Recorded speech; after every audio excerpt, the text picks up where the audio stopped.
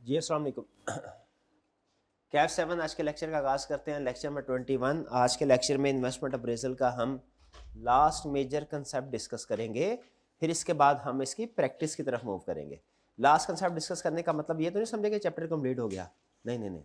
इसका मतलब ये है कि इसके बाद अब आप इस काबिल हो जाएंगे कि पास पेपर का कोई भी क्वेश्चन आप 80 मोर देन 80% एक्यूरेसी के साथ अटैम्प्ट करने के काबिल होंगे इंशाल्लाह। ठीक है, लेकिन क्वेश्चन जिस तरतीब से मैं आपको दूंगा आपने पास पेपर के क्वेश्चन उसी तरतीब से करने हैं। आपकी जो आज की होम असाइनमेंट है ना, वो एग्जाम लेवल की है, एग्जाम के पास पेपर के क्वेश्चन है, लेकिन वो क्वेश्चन मॉडरेट है। स्टार्ट हम करेंगे मॉडरेट। इजी क्वेश्चन आपको बताइए कभी होते ही नहीं है पास पेपर, मॉडरेट होगा। और फिर उसके बाद हम नेक्स्ट लेक्चर में जो एडवांस क्वेश्चन है उनकी प्रैक्टिस करेंगे। कंसेप्ट जो आपको समझाना है वो टैक्स। कल के लेक्चर के एंड पे हमने ये बात की थी कि कुछ क्वेश्चंस ऐसे होंगे जिनमें उसने टैक्स रेट भी दिया होगा इन्वेस्टमेंट अप्रेजल में। कुछ क्वेश्चन ऐसे होंगे, बल्कि अक्सर क्वेश्चन ऐसे होंगे जिसमें उसने टैक्स रेट भी दिया होगा। इस सूरत में हमने क्या करना है ये मैंने आज आपको सिखाना। आज मैंने आपको कुछ भी नहीं सिखाना, सिर्फ एक चीज सिखानी है। क्या? क्वेश्चन के अंदर अगर टैक्स रेट दिया हो उसका ट्रीटमेंट क्या होगा, बस ये सिखाना है। लेकिन उससे पहले मुझे बताइए, प्रीवियस लेक्चर में हमने इन्वेस्टमेंट अप्रेजल के बारे में जो कुछ पढ़ा, क्या आपको कुछ समझ आया? सबसे पहली चीज, क्या आपको फॉर्मेट क्लियर है? इन्वेस्टमेंट अप्रेजल का फॉर्मेट कैसे ड्रा करना है, क्लियर? अच्छा, मुझे ये बताइए कि क्या आपको इन्वेस्टमेंट अप्रेजल के क्वेश्चन में जो डिफरेंट आइटम्स टेस्ट करता है, वो जिसकी लिस्ट मैंने आपके साथ शेयर की थी, और हर लिस्ट के बाद साथ उसका ट्रीटमेंट भी था कि ये चीज़ आई तो इसका ये ट्रीटमेंट होगा, ये चीज़ आई तो ये ट्रीटमेंट होगा, क्या वो आपको समझ आ गया? सारा पढ़ लिया? उसके ऊपर स्ट्रॉन्ग ग्रिप है। कौन सी ग्रिप? स्ट्रॉन्ग ग्रिप है। उनमें से कोई भी आइटम अगर आ गई तो पता चल जाएगा। वर्किंग कैपिटल आ गया तो कैसे डील करना पता चल गया। इनिशियल इन्वेस्टमेंट आई और कैसे डील करना, डेप्रिसिएशन भी हुई है ना।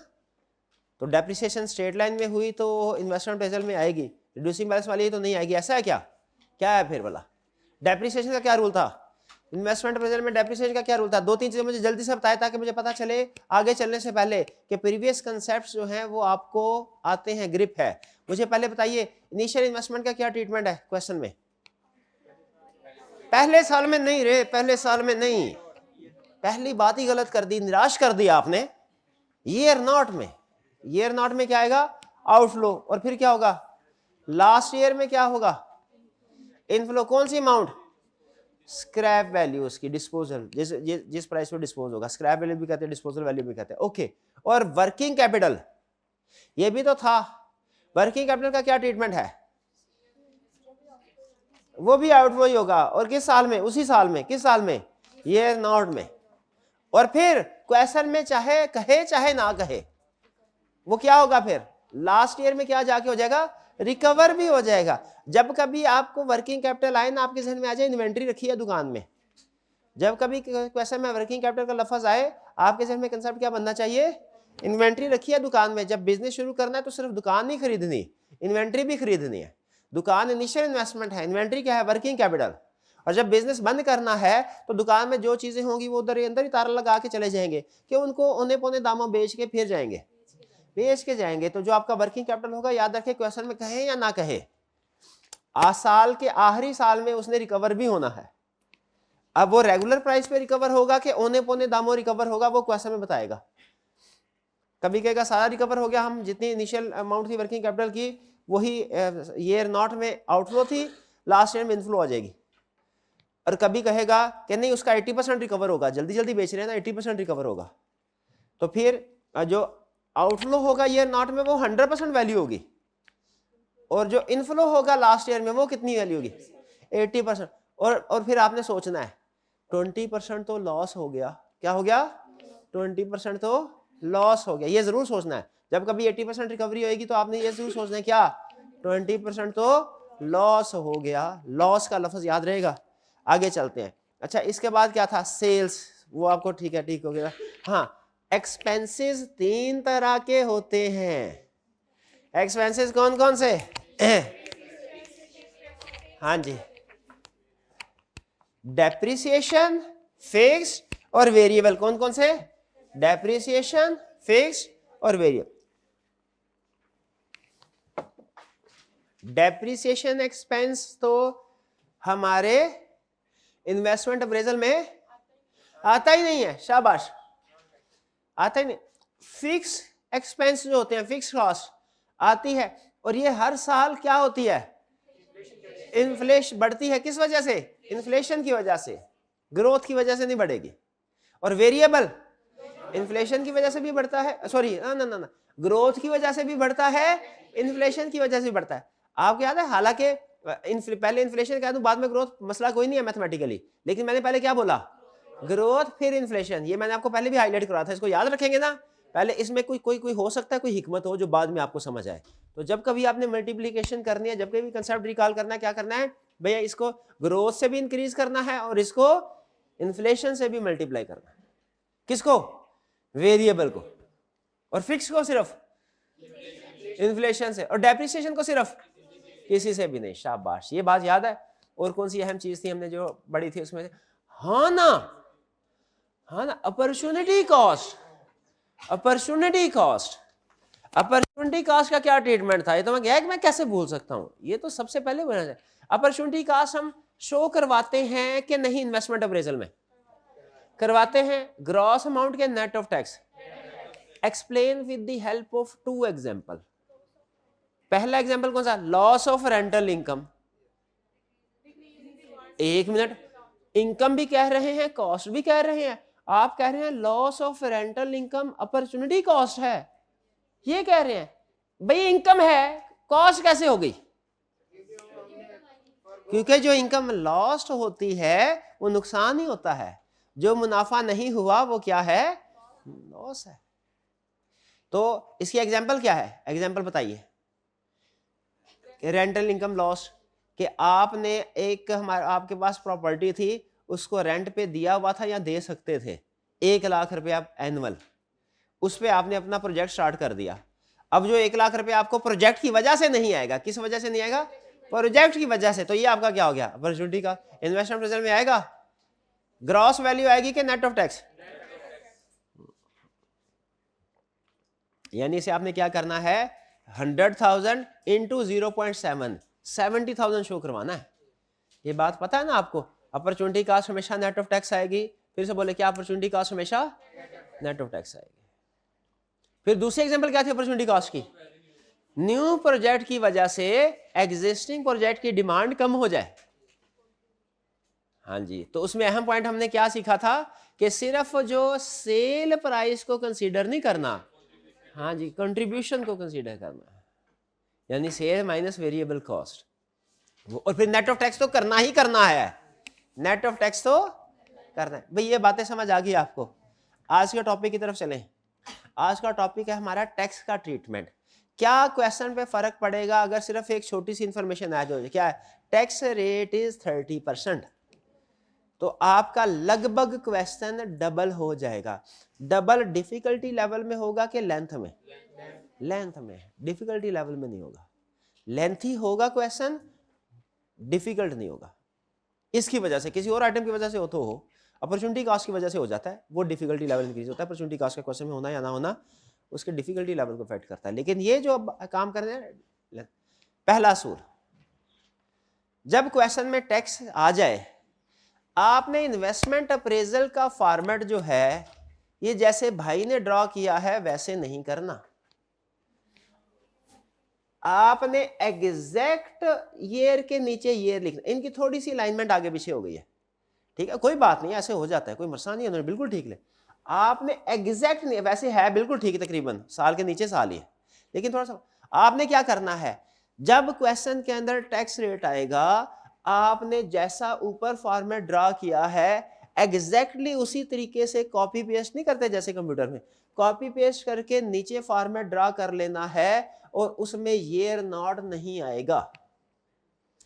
क्योंकि टैक्स वाले कहते हैं ईयर नॉट क्या होता है, टैक्स वाले क्या कहते हैं, ईयर नॉट क्या होता है, वो कहते हैं हमारा तो ईयर 1 होता है, ईयर नॉट टुडे एक दिन होता है ना, ईयर नॉट क्या होता है, टुडे एक दिन होता है, ठीक है। ये भाई ने जानबूझ के ऐसे किया ताकि मैं आपको खास तौर पे तवज्जो दिला सकूं। ये चाहते हैं कि ताकि अच्छे तरीके से आपके सामने पॉइंट हाईलाइट हो, इसलिए ये छोटी मोटी गलतियां करते हैं, ये हमारे भले के लिए होती हैं, इसलिए ताकि हम उन पॉइंट के ऊपर फोकस कर सके कि आपने ऐसे नहीं करना। तो मुझे ये बताइए, जब कभी क्वेश्चन में टैक्स रेट आएगा, पहला काम आपने क्या करना है? वो जो आपका इन्वेस्टमेंट अप्रेजल का, इस वाले को हम कहते हैं इन्वेस्टमेंट अप्रेजल का फॉर्मेट, इसको कहते हैं टैक्स का फॉर्मेट। आपने इन्वेस्टमेंट अप्रेजल के फॉर्मेट के नीचे ही एक और फॉर्मेट ड्रा करना है जो इन्वेस्टमेंट अप्रेजल ही की तरह का होगा। फर्क सिर्फ ये है कि उसमें ईयर नॉट नहीं होगा, ईयर नॉट, क्योंकि टैक्स वाले कहते हैं भाईजान हम साल के पहले दिन अलग और आखिरी दिन अलग, ये हिसाब नहीं होता हमारा, हम सारे का सारा टैक्स कब लेते हैं? साल के एंड में। तो हमारा ईयर नॉट नहीं होता, ईयर नॉट तो एक दिन हमने साल का टैक्स लेना होता है, एक दिन का टैक्स नहीं लेना होता। टैक्स की कैलकुलेशन में ईयर नॉट कभी नहीं आएगा। एग्रीड? अगर ईयर नॉट में आपने कोई इनकम एक्सपेंस किया भी है तो वो किधर आएगा? वो ईयर 1 में ही आ जाएगा। ये बात समझ आती है? पहला असूल क्या हुआ क्वेश्चन के अंदर? अगर टैक्स रेट है तो आपने क्या करना है? फॉर्मेट को नीचे ड्रॉ कर देना है, डुप्लीकेट कर देना है, कॉलम उतने ही होंगे, सिर्फ ईयर नॉट नहीं आएगा। यहां तक बताएं, बात समझ आती है?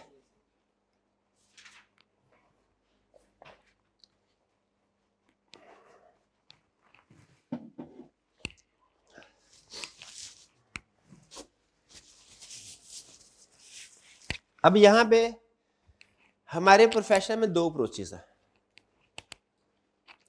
एक अप्रोच होती है टैक्स के ट्रीटमेंट के बारे में, कि टैक्स के कैलकुलेशन को इन्वेस्टमेंट अप्रेजल की कैलकुलेशन में ही मर्ज कर दे। यकीन कीजिए, चार्टर्ड अकाउंटेंट हूं, 15 साल से ज्यादा हो गया, कितना, 15, 16, 17, 18 साल हो गए, बड़ी बड़ी कम्प्लेक्स चीजें देखी हैं। ये मुझे समझ नहीं आती कि कैसे, अभी भी समझ नहीं आती, बड़ा आधा घंटा लगा के देखना पड़ता है क्या चल क्या रहा है, फिर समझ आता है कि इन्वेस्टमेंट अप्रेजल की कैलकुलेशन के अंदर ही टैक्स की कैलकुलेशन कैसे हो सकती है। कर देते हैं, होती, और ये ठीक है, मतलब टेक्निकली हम उसको गलत नहीं कहते, लेकिन वो बहुत मुश्किल है। पहला असूल, जब कभी क्वेश्चन में टैक्स रेट आएगा, इन्वेस्टमेंट अप्रेजल की कैलकुलेशन के अंदर टैक्स की कैलकुलेशन नहीं घुसानी आपने। इन्वेस्टमेंट अप्रेजल की कैलकुलेशन के अंदर टैक्स की कैलकुलेशन हमेशा सेपरेट वर्किंग के तौर पे शो करवानी है। डन?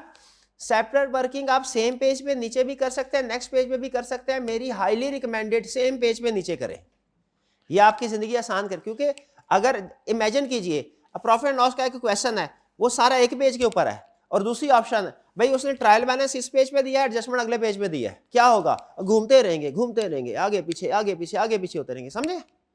ये प्रॉब्लम होती है कि नहीं एग्जाम में? है? तो उसी तरह आपने आगे पीछे घूमना नहीं है। इससे बचने के लिए क्या करना है? उस एक ही पेज के ऊपर, पेज के स्टार्ट में बनाए फॉर्मेट, उसके नीचे बनाए, जगह होगी। लेकिन पेपर में भी ऐसे करें, पेपर में भी कोई प्रॉब्लम नहीं।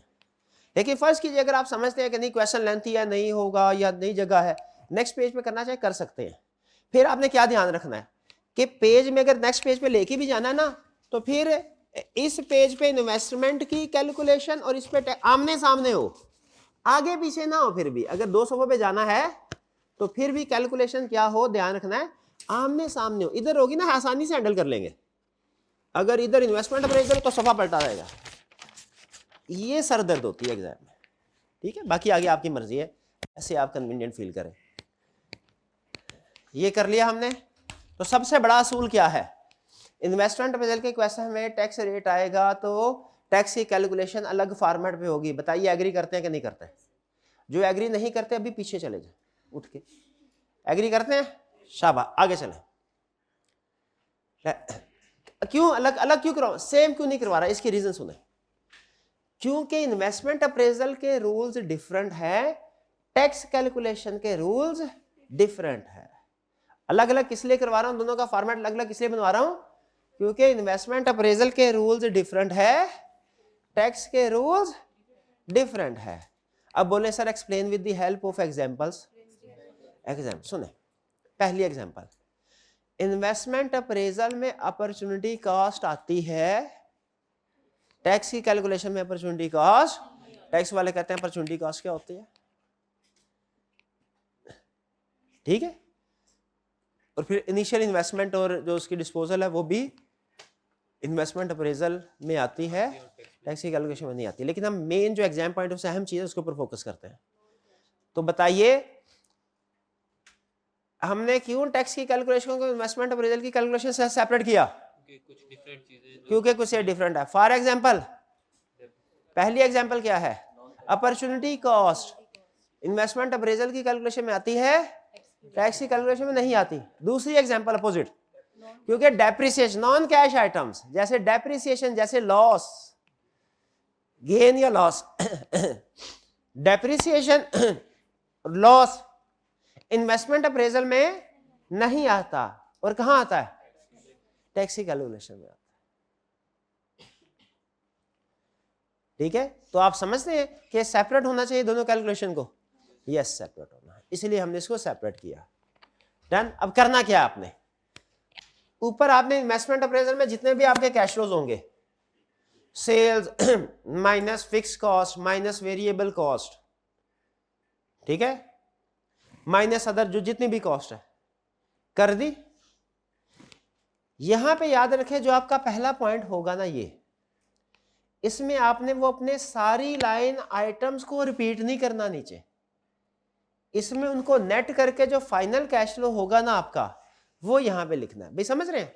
जैसे ऊपर है ना 100 minus fix cost 50 minus variable cost 20 minus other cost 10, तो नीचे 100 फिर उसके बाद माइनस 50, उसी तरीके से रिपीट नहीं करना, बल्कि एक ही लाइन आइटम नेट कर देना। 100 माइनस 50 माइनस 20 माइनस 10 20, इधर 20 आएगा। इधर देखें, रेवेन्यू और कॉस्ट को अलग अलग लाइन आइटम नहीं बनाया, एक ही लाइन आइटम रेवेन्यू माइनस, ये समझ आ रहा है? रेवेन्यू माइनस कॉस्ट एक ही बना के यहां पे नेट कर देना है, इससे हमारा टाइम बचेगा। डन होगी ये बात, समझ आ गई? फिर क्या करना है? डेप्रिसिएशन, डेप्रिसिएशन शो करवानी है। क्यों? ऊपर शो नहीं हुई? नहीं, ऊपर तो नहीं था, डिफरेंट रोल थे। वो दुनिया इन्वेस्टमेंट अप्रेजल की दुनिया, उसमें डेप्रिसिएशन नहीं होती थी। ये दुनिया कौन सी है भाई? हमने तो पढ़ा है non cash item investment appraisal में कंसीडर नहीं करते। अब यहाँ पे नॉन कैश क्यों कर रहे हैं? क्योंकि इन्वेस्टमेंट अप्रेजल टैक्स की कैलकुलेशन है। इसके बाद अपॉर्चुनिटी कॉस्ट आएगी? नहीं, क्यों नहीं आएगी? टैक्स वाले उसे मानते ही नहीं है।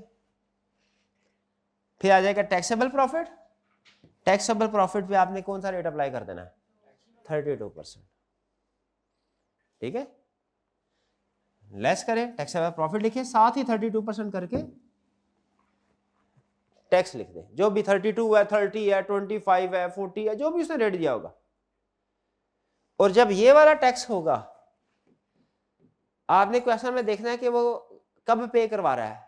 कभी कहेगा इन द सेम ईयर पे होगा, कभी क्या कहेगा इन द नेक्स्ट ईयर पे होगा। अगर सेम ईयर में पे होगा तो ईयर 1 वाला ईयर 2 वाला, ईयर 3 वाला, ईयर 4 वाला।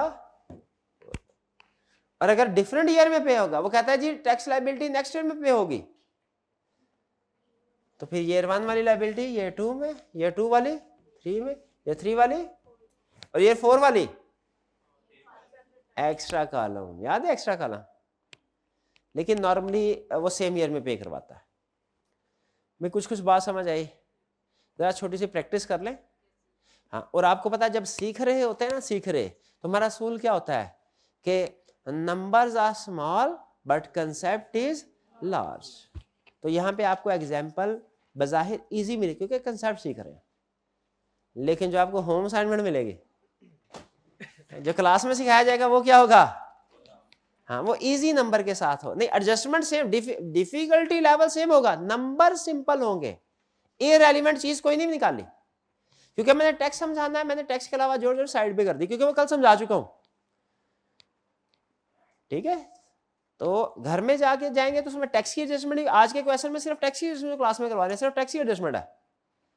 लेकिन जब घर जाएंगे तो टैक्स की एडजस्टमेंट भी होगी, उसमें अपॉर्चुनिटी कॉस्ट की एडजस्टमेंट भी हो सकता है, उसमें वो डेप्रिसिएशन की भी, उसमें दूसरी भी होगी। वैसे आज डेप्रिसिएशन की एडजस्टमेंट भी है इस क्वेश्चन। स्टार्ट करें जी। पहले मुझे बताएं, देखें जो उसने लिखा हुआ है इफेक्ट ऑफ टैक्स समझ आ रहा है? क्या आप उससे एग्री करते हैं कि जो उसने बातें लिखी हैं ठीक लिखी हैं? जरा पढ़ के मुझे बताइए। फॉन्ट साइज थोड़ा बढ़ा लेते हैं। इफ टैक्स इज एप्लीकेबल, यानी अगर क्वेश्चन में टैक्स रेट दिया है, किसी क्वेश्चन में होगा किसी में नहीं होगा, अगर दिया tax will always be calculated in a separate table below the main table of cash flows. Tax की कैलकुलेशन का टेबल सेपरेट होगा, मेन इन्वेस्टमेंट एडवाइजर की कैलकुलेशन का टेबल सेपरेट होगा। Calculation of tax payment will include non cash item as per tax rules. Main में तो non cash item नहीं आती थी, इसमें आई। जैसे सबसे बड़ी नॉन कैश आइटम क्या है? डेप्रिसिएशन या loss on disposal of fixes into tax statement में। It will be out from the same year और in the following year as mentioned in the question. नीचे फॉर्मेट दिया हुआ है, ठीक है, कोई प्रॉब्लम नहीं। आइए जरा क्वेश्चन करते हैं। क्वेश्चन 10 करें जी स्टार्ट। कह रहे company is considering an investment in a non current asset costing rupees 80,000। 80,000 का क्या ट्रीटमेंट होगा? इनिशियल इन्वेस्टमेंट है, ओके शाबाश। आउटफ्लो होगी कहां पे? ईयर नॉट में। फिर इसके बाद कह रहा है project would generate following cash inflow. Year 1 का है, ईयर 2 का है, 3 का है, 4 का है। ये क्या होंगे? कैश फ्लोस पॉजिटिव है। उसमें देखिए उसने नेट करके ऑलरेडी हमको नेट करके दिया है। इसमें रेवेन्यू और कॉस्ट नेट करके दी हुई है। ऑलरेडी जो एडलेस होना था वो एडलेस करके दिया हुआ। Allowable initial allowance is 25%। Initial allowance क्या होता है? ये टैक्स जिन्होंने पढ़ा वो बता सकते हैं। क्लास में कोई ऐसा स्टूडेंट जिसने टैक्स ना पढ़ा हो? टैक्स नहीं पढ़ा, सबने पढ़ा हुआ? कोई ऐसा शाबाश। तो उसका आपको पता होगा इनिशियल अलाउंस क्या होता है कि जब आप एसेट खरीदते हैं इंसेंटिव के तौर पे, आपको पहले साल में एक नहीं 2 डेप्रिसिएशन अलाउ करते हैं।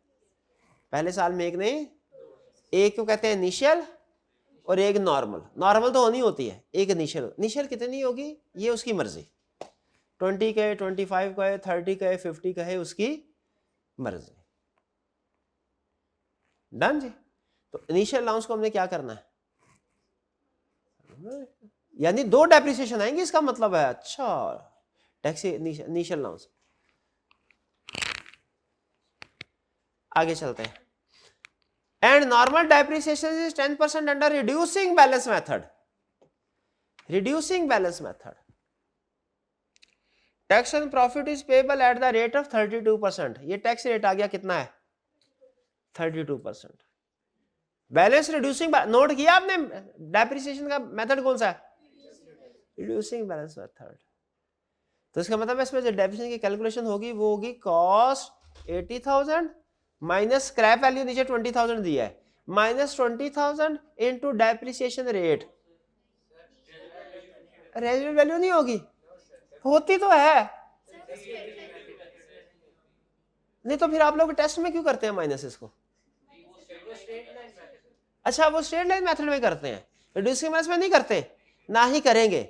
और अगर किसी ने किया तो, अगर रिड्यूसिंग बैलेंस में किसी ने स्क्रैप वैल्यू को लेस किया तो क्या करें? मेरे भाई बताएगा उसके साथ क्या सलूक किया जाए। नंबर तो काटने ही काटने हैं, नहीं नहीं उसको फांसी भी तो होनी चाहिए। इतना बेसिक कंसेप्ट भूल जाते हैं आप लोग। चले कोई बात नहीं, कोई बात नहीं। तो अच्छा, ये मैं जरा याद कर लूं जो आपने मुझे रूल बताया। रिड्यूसिंग बैलेंस मेथड होगा तो रेजिडुअल वैल्यू को लेस नहीं करना। रिड्यूसिंग बैलेंस मेथड होगा रेजिडुअल वैल्यू को लेस नहीं करना। ऐसे स्ट्रेट लाइन मेथड में रेजिडुअल वैल्यू को लेस करना। ओके चले ठीक है, आगे चलते हैं। It is expected to have a scrap value of rupees 20,000 at the end of year 4. Year 4 हमारा मैजिक नंबर है। कैसे मैजिक नंबर है? 4 साल का मतलब प्रोजेक्ट की लाइफ है, तो हमारे कॉलम कितने बन जाएंगे? 5। ये ईयर नॉट है, ये ईयर 1 2 3 4, ये ईयर नॉट। ओके ओके, सुभान अल्लाह, शाबाश शाबाश। Post tax cost of capital is 9%। Cost of capital कितनी है? 9%। ये क्या चीज है?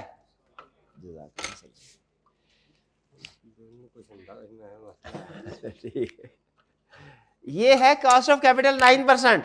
ये क्या है? डिस्काउंट रेट, जिसमें क्या करना है? एनपी कह रहे using net present value technique valuate whether project should be accepted. बताइए एनपीवी के मुताबिक प्रोजेक्ट को एक्सेप्ट करना है या नहीं करना? कैसे करेंगे?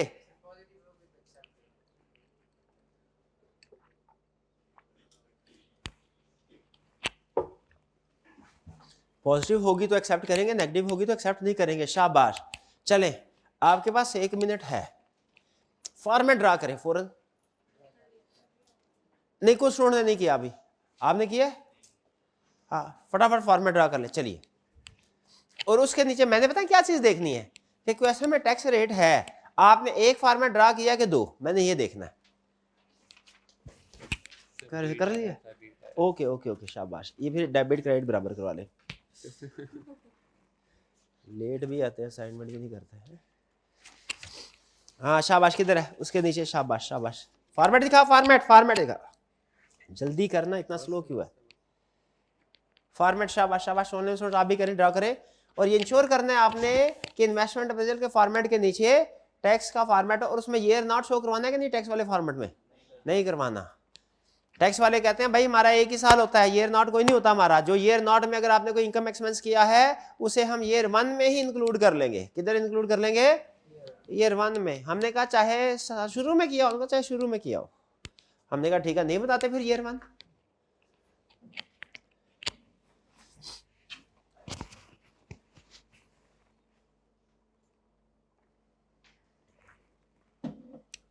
भाई यहां तक क्लियर है? आगे चले।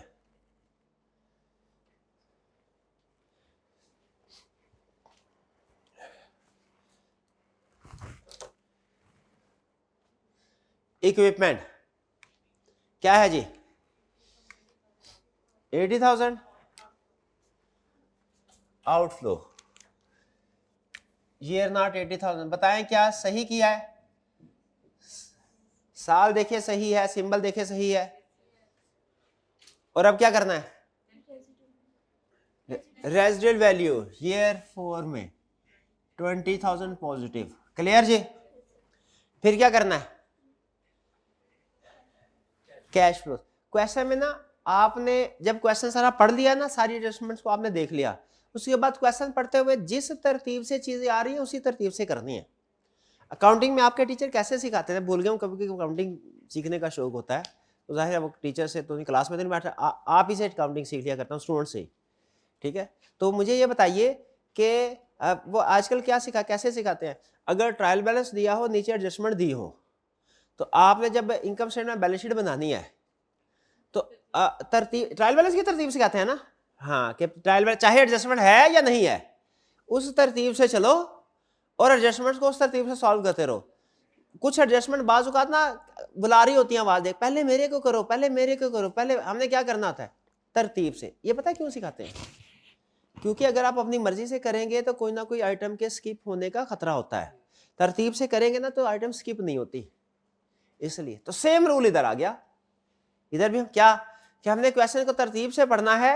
अपनी फेवरेट एडजस्टमेंट जिसमें हमारी स्ट्रॉन्ग कमांड है ना, उसको पहले करने की कोशिश नहीं करनी। अगर टाइम कम हो, एंड में 5-7 मिनट रह गए हो सिर्फ, तब कर सकते हैं, वरना नॉर्मली हमने तरतीब से चलना है। Non cash. तो अब इसके बाद क्या आया? Cash flows. कैसे? ईयर 1 में कितना कैश फ्लो है? 50,000। नेट कैश फ्लो है कि सेल अलग और एक्सपेंसेस अलग है? नेट है 40,000। ऐसा एग्जाम में कभी भी नहीं होगा, मतलब वर्चुअली सर्टन। 20,000, 10,000 check point. बताइए कोई प्रॉब्लम? कोई प्रॉब्लम नहीं है। यहां पे उसने आपको पता है सेल्स और कॉस्ट को नेट करके क्यों दिया, अलग अलग क्यों नहीं दिया? क्योंकि वो चाहता है जो मैं सिखाना चाहता हूं आपका फोकस उस पर रहे, इधर उधर ना जाए। यहां तक क्लियर? आगे चलें। आगे क्या करना है? डेप्रिसिएशन। तो यहां पे लिखते हैं डेप्रिसिएशन। ये जी, ये इन्वेस्टमेंट पर इधर इधर आएगी। ओके, अच्छा। डेप्रिसिएशन है 2, एक है रेगुलर, एक है इनिशियल। इनिशियल को मैं अलग ही लिखता हूं, आप भी अलग ही लिखे तो अच्छा है। इनिशियल, इनिशियल कितनी है? Allowable initial allowances 25%। इसका मतलब है ऐसा कितना? 80,000। क्या मुझे रेजिडुअल वैल्यू माइनस करनी है? क्यों नहीं करनी? रिड्यूसिंग बैलेंस मेथड है, ठीक है। तो 80,000 इंटू 25% कितना आया 20,000।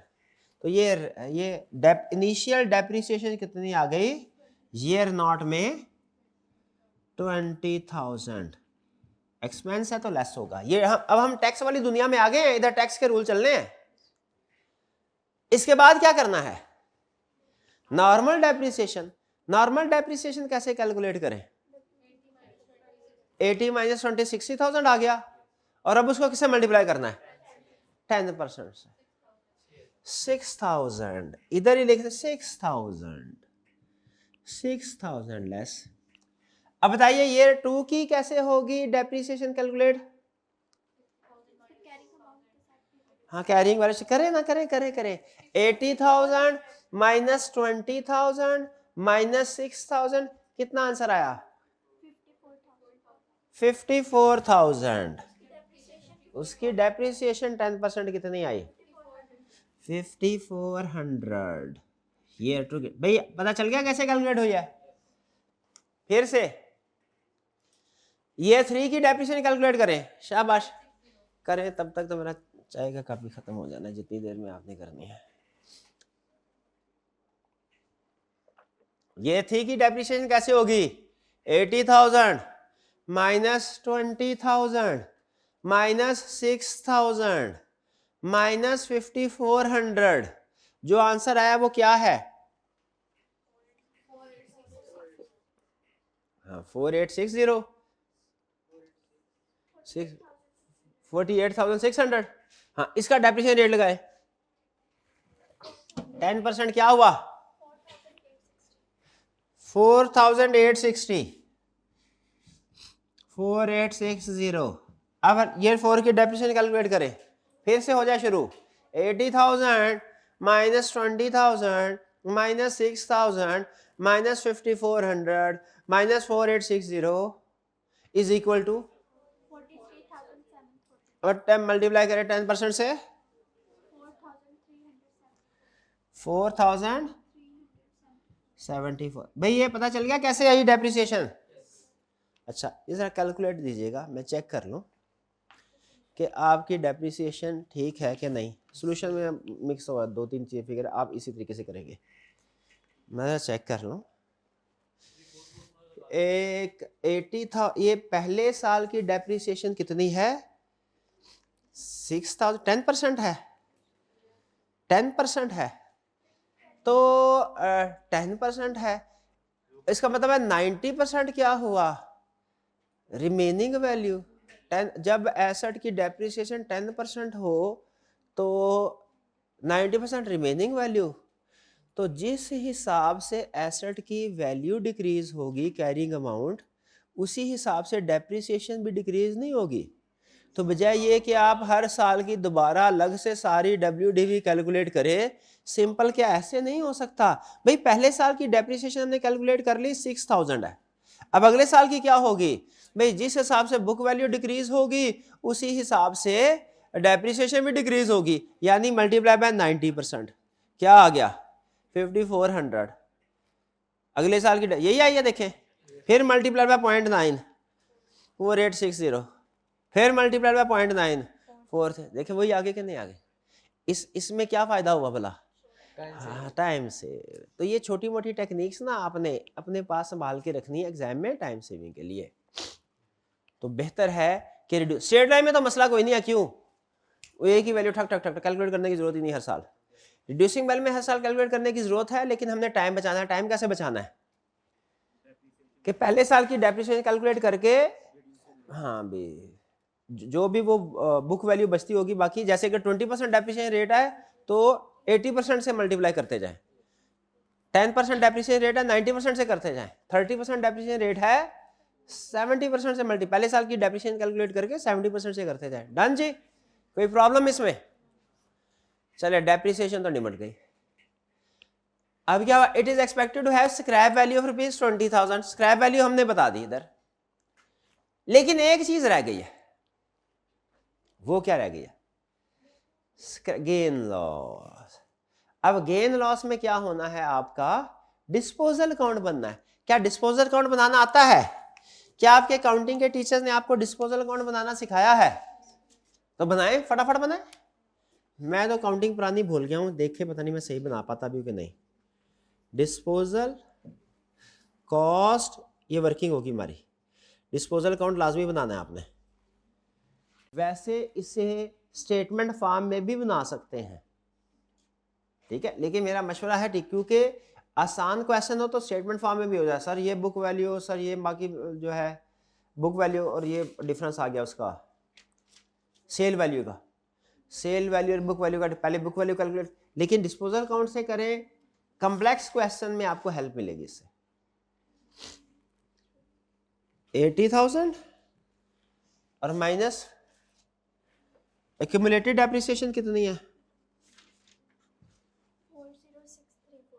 40634। यहाँ पे चाहे इकट्ठी लिख ले, चाहे ईयर वाइज लिख ले, ईयर 1 की है, 2 की है, 3 की है, 4 की है। फिर इसके बाद कैश कितना रिसीव हुआ? 20,000। और बैलेंसिंग फिगर क्या है? Profit and loss. लॉस इस साइड पे है तो लॉस है, इस साइड पे प्रॉफिट होता ना। लॉस ऑन डिस्पोजल कितना है? 19,366। अब जरा मुझे बताइए, इसमें ये फिगर किधर जाती है भला? ये वाली फिगर इन्वेस्टमेंट अप्रेजल के फॉर्मेट में, और ये वाली फिगर किधर जाती है? टैक्स के फॉर्मेट में 19,366। तो यहाँ पे आपने क्या करना है, एक और लाइन है, लॉस ऑन डिस्पोजल क्या कर देना है? इसको अलग अलग शो, सोल्यूशन में शायद मैंने इकट्ठा कर दिया है, लेकिन अलग अलग शो करवाएं वो बेहतर है। लॉस ऑन डिस्पोजल कितना हुआ? 19,366। 19,366 पॉजिटिव क्या नेगेटिव? पॉजिटिव क्या नेगेटिव? नेगेटिव लॉस है ना टैक्स में।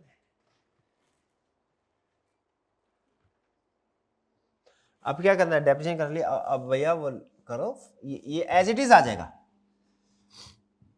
50,000 इधर आ गया, 40,000 इधर आ गया, ऑलरेडी नेट कैश फ्लो है, एडजस्ट करने की जरूरत नहीं। 10,000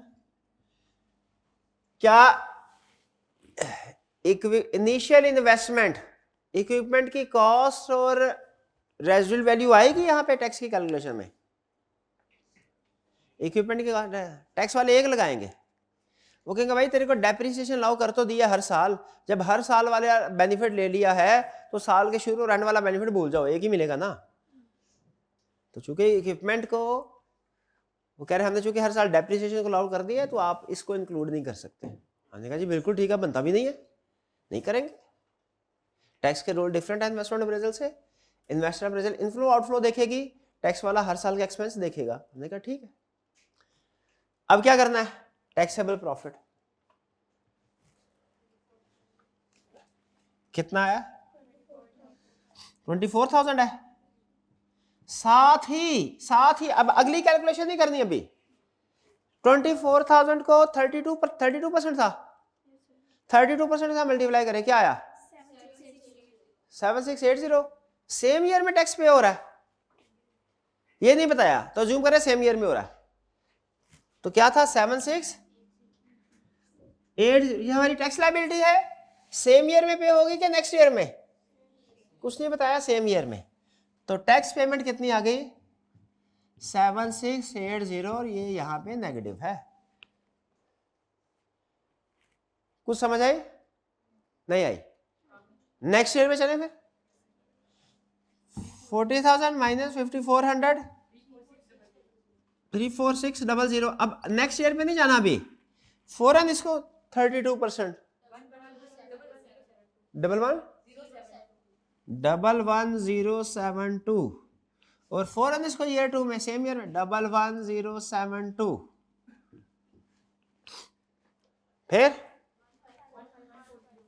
15140 मल्टीप्लाई कर 4845, फौरन ही same 4845।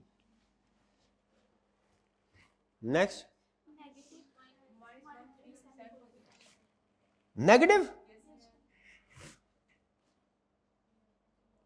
Minus 13740 negative. Tax rate बताएं। लो, आपको क्या ये बात पता है कि टैक्स वाले टैक्स रिफंड भी करते हैं? नहीं पता आपको? पता है तो फिर लेना, रिफंड लें। क्योंकि जब प्रॉफिट होता था तो आपको ज्यादा पैसे देते रहे हैं, लॉस हुआ है रिफंड भी करें ना। रिफंड कभी कभी देता, जब देता है अखबार में खबर आती है बकायदा, वो चेक दे रहा होता है, वो लार्ज टैक्स पेयर्स को हमने इस साल 500 मिलियन का टैक्स रिफंड कर दिया। वो बड़ा काम होता है। वो जो 5000 का वो कोई हिसाब तो चले, हर कोई छोड़। तो बहरहाल रिफंड भी टैक्स पेएबल होता है, टैक्स रिफंडेबल भी होता है। 4397 जो यहाँ पे कैलकुलेशन में नेगेटिव आ रहा है, लेकिन यहाँ पे असल में रिफंडेबल है। ये समझ रहे हैं?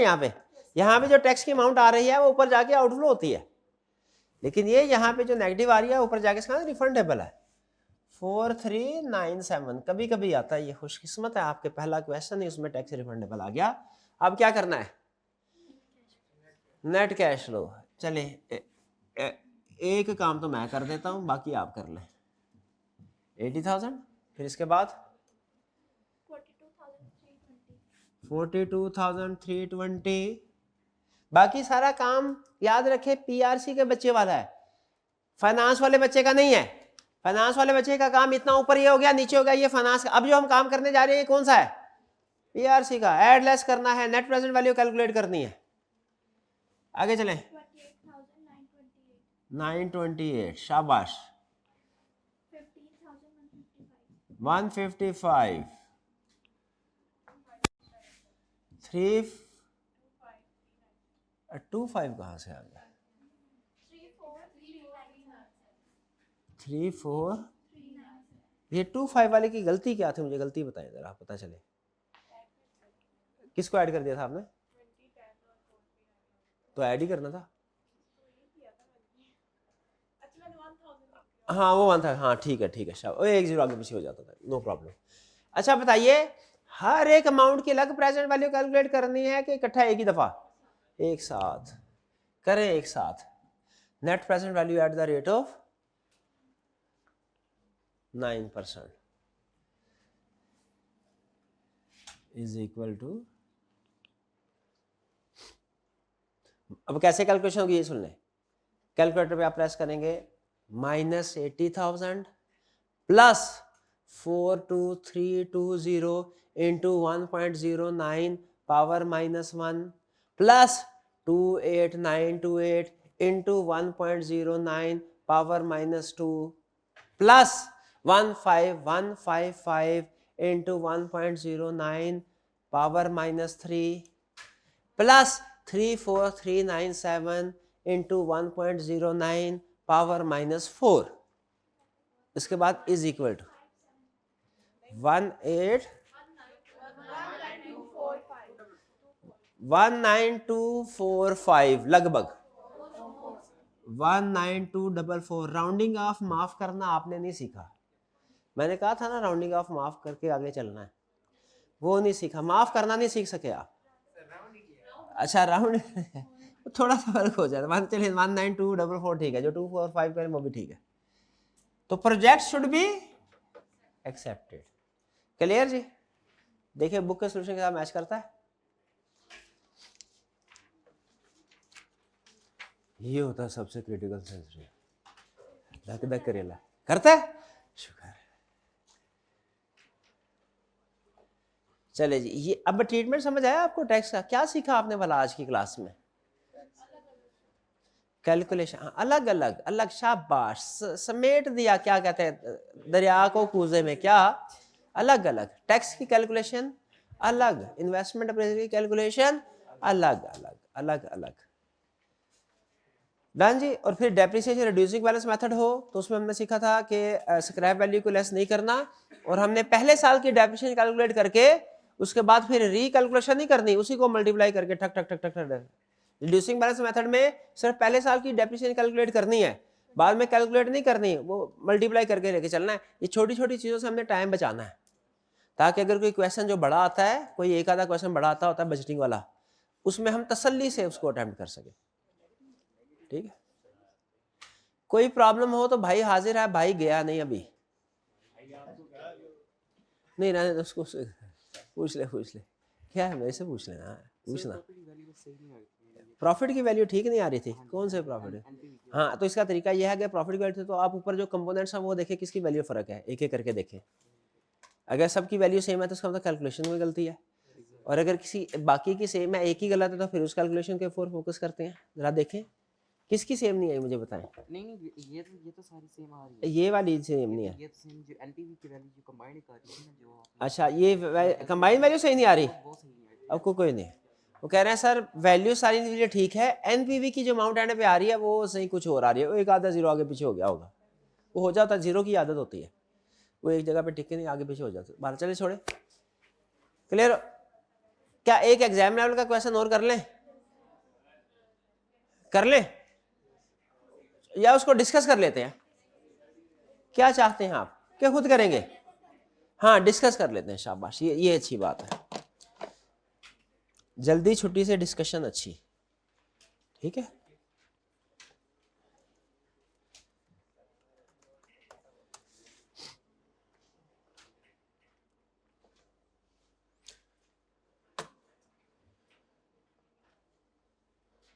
अब है जी हमारे पास ये, इसमें है जी ये, इसमें ये, इसमें ये, इसमें ये। असाइनमेंट में देखिए कौन कौन से क्वेश्चन मैंने आपको दिए हुए हैं।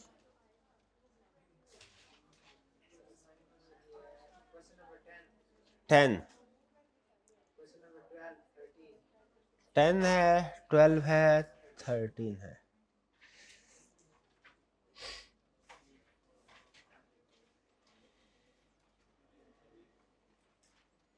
कौन से वाला करें?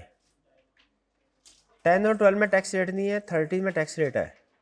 चलिए ये 13 वाला करते हैं डिस्कस, टाइम नहीं हुआ अभी।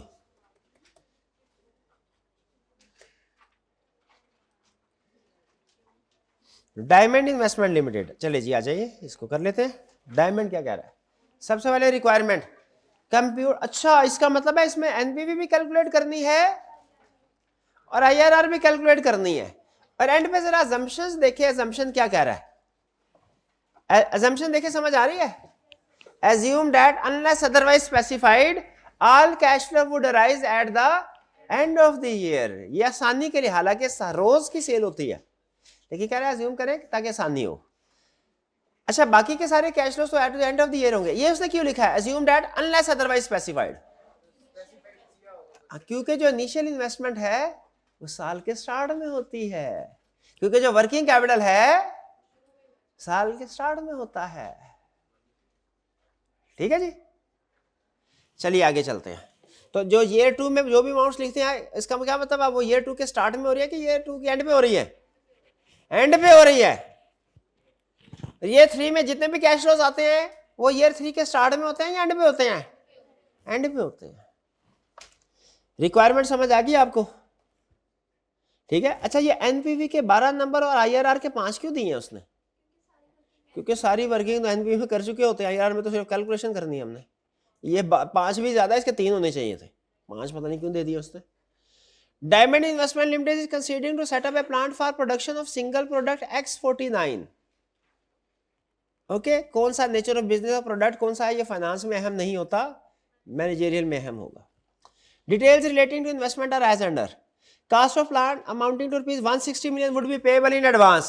It includes installation and commissioning of the plant. 160 million कितना रहेगा? पहले बताएं, क्वेश्चन राउंड ऑफ करना है कि नहीं करना? 1000 में करें, मिलियंस में करें? मिलियंस में करें। नहीं तो कॉस्ट ऑफ कैपिटल में तो 1000 में करवाते थे, यहाँ पे सारी फिगर। ठीक है, मुझे कोई प्रॉब्लम मेरे को कोई नहीं है। ठीक है जी, मिलियन में करें 160। Working capital of 20 million would be required at the commencement of the commercial operation. जैसे ही कमर्शियल ऑपरेशन स्टार्ट होंगे आपको 20 मिलियन का वर्किंग कैपिटल चाहिए। तो इसका मतलब क्या हुआ, अगर एज्यूम करें कि कमर्शियल ऑपरेशन ईयर नॉट में ही हो रहे हैं, पहले दिन से स्टार्ट हो रहे हैं, तो ये वर्किंग कैपिटल कब देना है आपने? ईयर नॉट में क्या आएगा, ये इनफ्लो आउटफ्लो, आउटफ्लो। अच्छा, क्वेश्चन में बताया नहीं कि वर्किंग कैपिटल रिकवर भी हो रहा है, अज्यूम करेंगे रिकवर हो रहा है। अच्छा, क्वेश्चन में ये नहीं बताया कितना रिकवर हो रहा है, अज्यूम करेंगे सारा हो रहा है। तो ये यहाँ पे स्किप कर जाते हैं। स्टूडेंट कहते हैं सर लिखा तो 1 इसलिए हमने वर्किंग कैपिटल को रिकवर नहीं करवाया। तो जब बिजनेस बंद किया दुकान में जितना सामान पड़ा हुआ था उधर ही छोड़ आए। सही किया क्या हमने? रिकवर करना, उसको बेचना, जो बचा खुचा माल होगा। तो ये 20 million working capital year not में आ जाएगा पॉजिटिव, और लास्ट ईयर में क्या आ जाएगा? 20 मिलियन ही नेगेटिव के पॉजिटिव? पॉजिटिव। स्टार्ट में नेगेटिव होगा। 2-3 स्टूडेंट्स के अलावा बाकी सारे स्कूल में हैं, किसी को कोई एतराज नहीं है। और ये भाईजान को तो अभी भी पता नहीं हुआ क्या, इधर एक ऐसा बड़ा वकूआ सानहा हो गया है, सानहा हो गया, आपको पता ही नहीं चला। अभी से घर वालों ने रिजल्ट पूछना शुरू कर दिया क्या? तो मोबाइल पे किसको बता रहे थे? चले आगे चलते हैं। वर्किंग कैपिटल ईयर नॉट में होगा नेगेटिव और लास्ट ईयर में होगा positive. DIL intends to sell X49 at cost plus 25%. Cost does not include depreciation on plant. इसको बार बार पढ़ें, इस तरह की इंफॉर्मेशन ना बजटिंग में काम आएगी। Cost does not include depreciation on plant, इसका मतलब है जो X49 हमने बेचा उसकी कॉस्ट है ना, कॉस्ट में डेप्रिसिएशन शामिल नहीं है। अगर टोटल कॉस्ट कैलकुलेट करना पड़ी तो इसमें डेप्रिसिएशन ऐड करनी पड़ेगी। कॉस्ट में डेप्रिसिएशन शामिल नहीं है, कॉस्ट में डेप्रिसिएशन शामिल, ये समझ आ रहा है आपको? इसको नहीं समझ आ रहा? वो कह रहा है जो मेरी प्रोडक्ट मैं बना रहा हूं ना उसकी कॉस्ट कितनी है भला, जो उसकी कॉस्ट होगी ना वो होगी कॉस्ट प्लस 25%। लेकिन इस फार्मूला में हमने डेप्रिसिएशन को शामिल नहीं किया। अब ये फार्मूला कॉस्ट प्लस 25%, ये पीआरसी का काम है क्या? कि कॉस्ट दी हुई, इस फार्मूले का काम क्या होता है भला? कॉस्ट दी हुई है तो प्रॉफिट या सेल प्राइस कैलकुलेट कर लेना, यानी कॉस्ट, प्रॉफिट और सेल प्राइस में से कोई दो चीजें दी हो तो तीसरी चीज कैलकुलेट करना, ये इस फार्मूले का काम होता है। कॉस्ट प्लस 25%, याद है? इसका मतलब पता क्या है? x plus 0.25x is equal to sale price, markup. और मार्जिन भी याद है आपको? ठीक है, मार्जिन होता है 0.8x, उसमें कॉस्ट कैलकुलेट होती है। बहरहाल चलें, ये क्या है? कॉस्ट प्लस 25% का मतलब क्या है? DIL intends to sell, selling price is cost plus 25%। इसका मतलब क्या है भला? लिखे, इसका मतलब पता क्या है? ये इक्वेशन क्या है? इसका मतलब ये है कि cost plus 25% of cost is equal to sale price, यानी 1.25x is equal to sale price. ये इस लाइन का मतलब है। इससे इसका मतलब है सेल प्राइस दी हुई है, आप कॉस्ट कैलकुलेट कर सकते हैं, कॉस्ट दी हुई है तो सेल प्राइस कैलकुलेट कर सकते हैं। ठीक है, लेकिन जो ये कॉस्ट होगी इसमें कह रहा है मैंने डेप्रिसिएशन वाला शामिल नहीं किया। हमने कहा अच्छा किया है, क्योंकि इन्वेस्टमेंट अप्रेजल में हम इस फिगर को as it is less use कर लेंगे। ये कॉस्ट प्लस 25% फार्मूला, इसमें कुछ भी सीखने की जरूरत नहीं, सिर्फ इतना ध्यान में रखिएगा। कॉस्ट प्लस 25% का मतलब क्या है? x plus 1.25x is equal to sale price. भाई यही बनता है ना, मार्कअप है आपकी लैंग्वेज में बोले, अगर पीआरसी की लैंग्वेज में ये मार्कअप है। Sales for first year are estimated at ₹300 million. ठीक है, फर्स्ट ईयर की सेल कितनी होगी? फर्स्ट ईयर की कॉस्ट कैलकुलेट करें, 240। शाबाश, बताए 240 एज इट इज आ जाएगा कि इसमें डेप्रिसिएशन को एक्सक्लूड करें। हाँ, एज इट इज आ जाएगा हमारे, क्योंकि डेप्रिसिएशन ऑलरेडी एक्सक्लूडेड है। कैसे पता चला डेप्रिसिएशन ऑलरेडी एक्सक्लूडेड है? कंप्लेक्स क्वेश्चन में क्या कहेगा? लिखेगा इंक्लूडिंग डेप्रिसिएशन ऑन प्लांट। उस सूरत में आपने क्या करना भला? उस सूरत में ये जो आपका 240,000 आया है ना, इसमें से डेप्रिसिएशन को लेस करके फिर इन्वेस्टमेंट अप्रेजल में लिखना है। बात समझ आ रही है? इस क्वेश्चन में उसने कहा है जो कॉस्ट है उसमें डेप्रिसिएशन ऑलरेडी एक्सक्लूडेड है, तो आप कैश कैलकुलेट करके एज इट इज लिख दें इन्वेस्टमेंट अप्रेजल में। लेकिन अगर लिखा होता इंक्लूडिंग, क्या लिखा होता? Including cost includes depreciation. फिर आप जब कॉस्ट कैलकुलेट करते ना 240,000, तो उसमें से फिर डेप्रिसिएशन लेस करते, उसने नीचे दी होती डेप्रिसिएशन, क्योंकि इन्वेस्टमेंट अप्रेजल में तो डेप्रिसिएशन नहीं आते। समझ रहे हैं ये इंक्लूड एक्सक्लूड वाली कहानी? Plant would be sales quantity would increase at 6% per annum. Cell quantity increase होगी, इसका मतलब क्या हुआ? हर साल वॉल्यूम इंक्रीज, यानी नेक्स्ट ईयर की सेल क्या होगी भला? 300 मिलियन इंटू 1.06 पावर 1। फिर अगले साल की क्या होगी? 300 इंटू 1.06 पावर 2, ओनवर्ड ऐसे चलेंगे। नेक्स्ट इंटरेस्टिंग कह रहा है plant would B depreciated at rate of 20% under reducing balance method. Reducing balance method को अंडरलाइन करें, ये बहुत अहम। जिसने रिड्यूसिंग को स्ट्रेट लाइन पढ़ा, स्ट्रेट लाइन को रिड्यूसिंग बैलेंस पढ़ा, वो फारग है। रिड्यूसिंग बैलेंस मेथड है, यानी 160 है तो कैसे डेप्रिसिएशन कैलकुलेट होगी? 160 को 20% से 32 हो जाएगी। अब आपने मुझे 10 सेकंड के अंदर अंदर ईयर 3 की डेप्रिसिएशन कैलकुलेट करके देनी है। आपका टाइम स्टार्ट होता है अब। मैं क्या करूंगा? मैं करूंगा 160 इंटू 0.2 इंटू 0.8 इंटू 0.8। सर ये है 1.2, ऐसे किया ना आपने? 160 इंटू 0.2 पहले साल की डेप्रिसिएशन आ गई, फिर इंटू 0.8 दूसरे साल की आ गई, फिर इंटू 0.8 तीसरे साल के। 10 सेकंड में होगी कि नहीं डेप्रिसिएशन तीसरे साल की कैलकुलेट? कि हर साल की बुक वैल्यू कैलकुलेट करें? नहीं करनी ऐसे। डन जी। एस्टिमेटेड रेजिडुअल वैल्यू दी हुई है 8 सेकंड के अंदर। आप वो कह रहे हैं estimated residual value at the end of useful life of 4 year would be equal to its carrying value. 8 second के अंदर मुझे बताइए इस एसेट की 4 साल के एंड पे कैरिंग वैल्यू क्या होगी, क्योंकि वो कैरिंग वैल्यू ही रेजिडुअल वैल्यू होगी। मैं कैसे कैलकुलेट करूंगा? मैं कैलकुलेट करूंगा 160 इंटू 0.8 पावर 4। ऐसा ही है,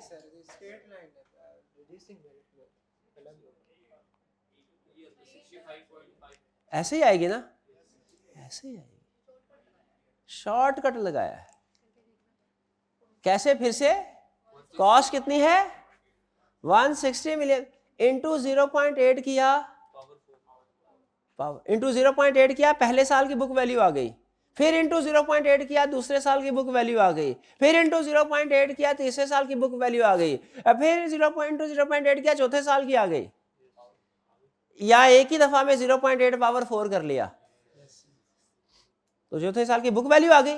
बुक वैल्यू ही क्या है हमारी? Residual value. यही आपकी लास्ट ईयर में रेजिडुअल वैल्यू आ जाएगी। समझे?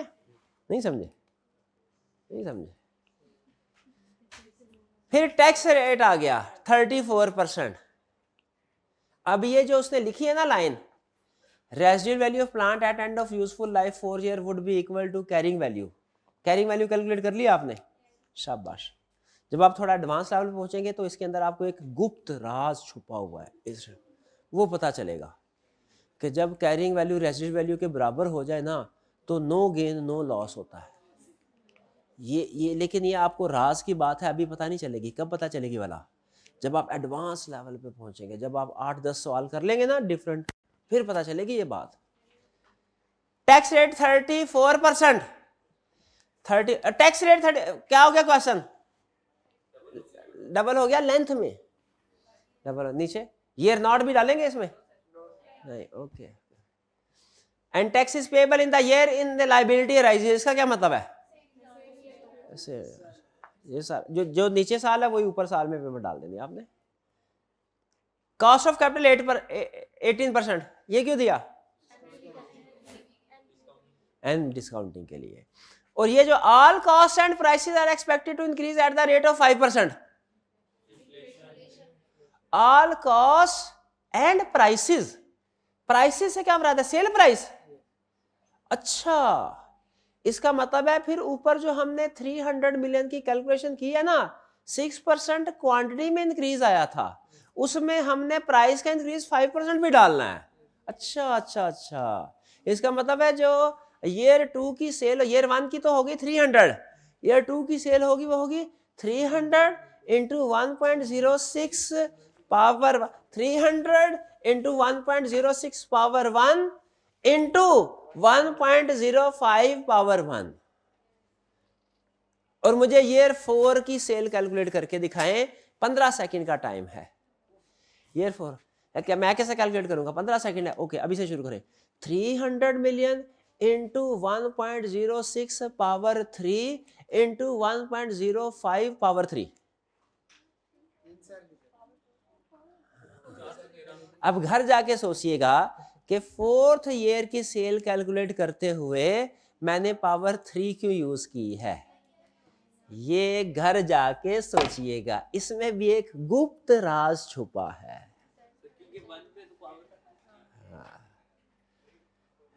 ईयर 4 में पावर 3 घूम गए ना, ये मैं नहीं बताऊंगा, ये घर जाके आपने खूब सोचना है। Food for thought. चलिए जी, क्लियर हुआ कुछ कैसे क्वेश्चन करना है? चलिए आज का लेक्चर यहाँ खत्म करते हैं हम। अल्लाह हाफिज।